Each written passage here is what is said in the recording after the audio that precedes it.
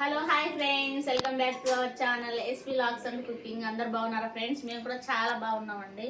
మేమైతే ఇప్పుడు చింతతొక్కు ముద్ద దగ్గర ఎలా చేస్తారు? వేసిన పప్పులు, వెండి మిరగాయలు ఏపి జీలకర్ర వేసి ఏపి దంచి దాంట్లో చింతొక్కు వేసి ఉల్లిపాయ వేసి దంచుకొని ముద్ద. ఉల్లిపాయ వేస్తే నిల్వ ఉండిద్దా? ఆడిపోతుంది. ఏం కాదా? చింతొక్కులే దానికి తినేటప్పుడు ఎట్లా తినాలి? కొసక నీళ్ళు వేసుకొని కలుపు. రోట్లో వేసి తిరగమాత వేసుకోరా? వేసుకోవచ్చు. తిరగమాత కూడా వేసుకోవచ్చా?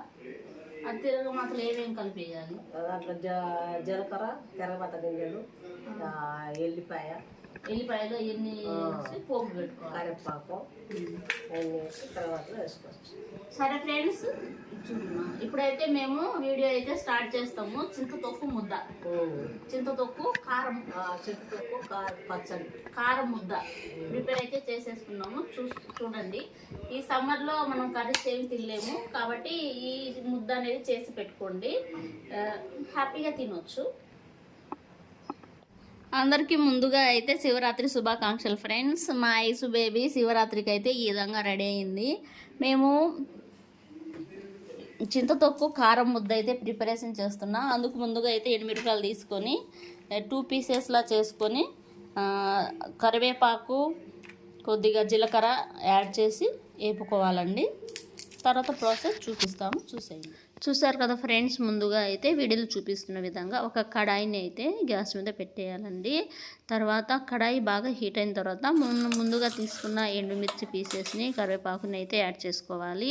అందులో ఒక 5-6 డ్రాప్స్ అనేది ఆయిల్ని యాడ్ చేసేసి కలుపుకుంటూ ఫ్రై చేసుకోవాలి. మాడనివ్వకూడదండి. నల్లగా అనేది ఎండుమిర్చి దగ్గరుండి దూరగా బాగా వేపుకోవాలండి. మనం ఎండుమిర్చి పట్టుకుంటే బాగా సౌండ్ రావాలి, ఆ విధంగా అయితే వేపుకోవాలండి. లాస్ట్లో అయితే నేను జీలకర్రని యాడ్ చేసిన. ముందుగానే జీలకర్ర అనేది యాడ్ చేస్తే మాడిపోయిద్ది. చివరిలో జీలకర్రని యాడ్ చేసేసి ఫ్రై అయితే చేసుకున్నా. ఇంకా తర్వాత చల్లారిన తర్వాత ఈ విధంగా రోట్లో వేసి అయితే మొత్తం అయితే నూరుతుందండి. మీరు కావాలంటే మిక్సీలో వేసి గ్రైండ్ చేసుకోవచ్చు. అందులో ఉన్న సీడ్స్ కూడా బాగా నలిగేటట్టుగా రోట్లో వేసి బాగా దంచుకోవాలి. నేను ఇక్కడ పల్లీలు ఫ్రై చేయడం మర్చిపోయాను. ఇంకా అత్తమ్ముండి ఫ్రై చేయమా అంటే చేస్తున్నాను. మేము చేస్తున్న క్వాంటిటీకి ఈ పల్లీలు అయితే సరిపోద్ది అన్నది అత్తమ్మ. ఇంకా తర్వాత ఇందులో సాల్ట్ కూడా యాడ్ చేసేసి, ఎక్కువ సాల్ట్ అవసరం లేదు, కొద్దిగా యాడ్ చేసుకోండి. ఎందుకంటే మనం ఇందులో చింతతొక్కు వేస్తామండి. చింతతొక్కు ముద్ద కదా మనం చేసేది. ఇక్కడైతే ఐసు బేబీ పల్లీలు అయితే తను చెప్తానని చెప్పేసి నాకైతే హెల్ప్ చేస్తుంది. నేనుండి ఇప్పుడు చేస్తున్నావు, నువ్వు పెద్ద అయితే చేస్తావు, చేయవు అంటే నేను చేస్తా మమ్మీ అంటుంది. హాయ్ ఫ్రెండ్స్, ఎవరైనా కొత్తవారు మన ఛానల్ కనుక ఫస్ట్ టైం విజిట్ చేస్తే లైక్ చేయండి, షేర్ చేయండి. మరిన్ని ఇంట్రెస్టింగ్ వీడియోస్ కోసం మన ఛానల్ని అయితే సబ్స్క్రైబ్ చేసుకోండి. అలాగే పక్కనే ఉన్న బెల్ బటన్ని కూడా క్లిక్ చేయండి. ఆల్ అనే ఆప్షన్ వస్తుంది. ఇలా ఆల్ అనే ఆప్షన్ని క్లిక్ చేయడం వల్ల నేను ప్రతి ఒక్క వీడియో మీకు నోటిఫికేషన్ వస్తుంది. ఏ వీడియో మిస్ అవ్వకుండా మీరు చూసేయవచ్చు. చూసారు కదా ఫ్రెండ్స్, ఇక్కడ అత్తమ్మ అయితే బాగా మెత్తగా నూరేసిందండి. ఈ తర్వాత ఇంకా ఈ పల్లీలు కూడా అందులో యాడ్ చేసేసి బాగా నూరుకోవాలి.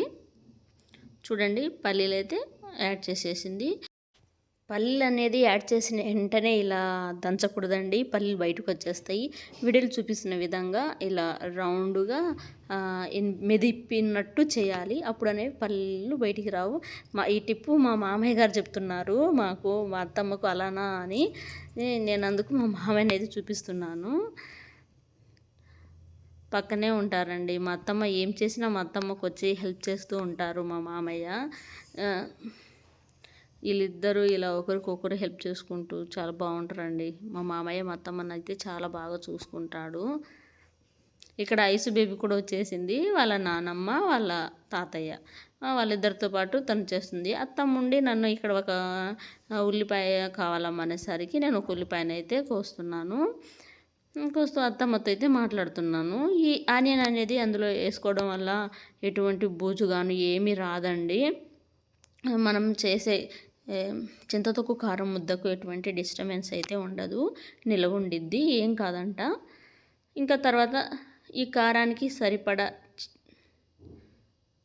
చింత తొక్కునైతే మనం యాడ్ చేసుకోవాలండి.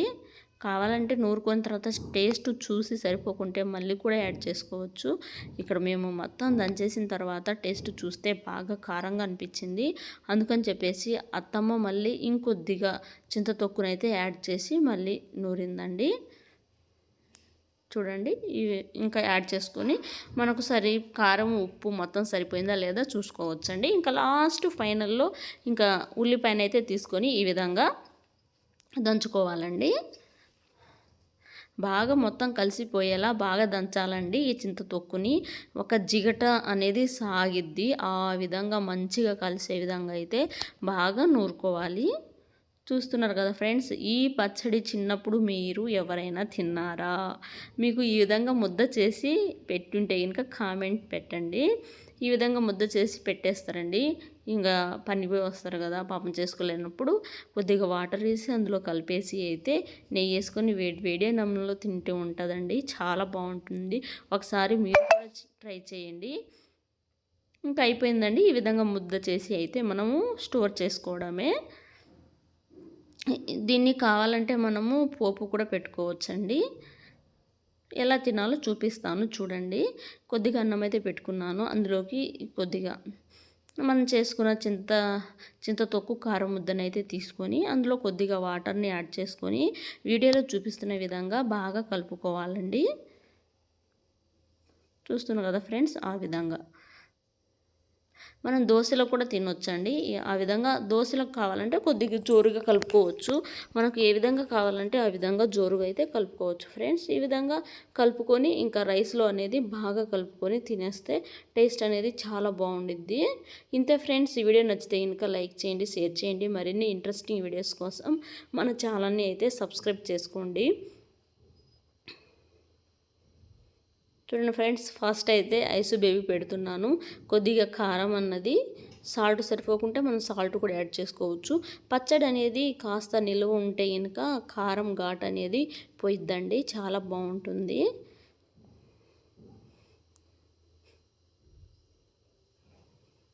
అనుభవ్ అయితే ఇక్కడ వీడియో తీస్తున్నాడు. ఇప్పుడు చూడండి, అన్వేష్కి అయితే ఒక ముద్ద అయితే తినిపిస్తున్నాను. చూశారు కదా ఫ్రెండ్స్, మా అత్తమ్మ చేసిన చింత తొక్కు కారం ముద్ద. వాళ్ళ అక్క అయితే ఇంకా బాగా చేసిద్దండి. Okay bye friends, love you, bye bye.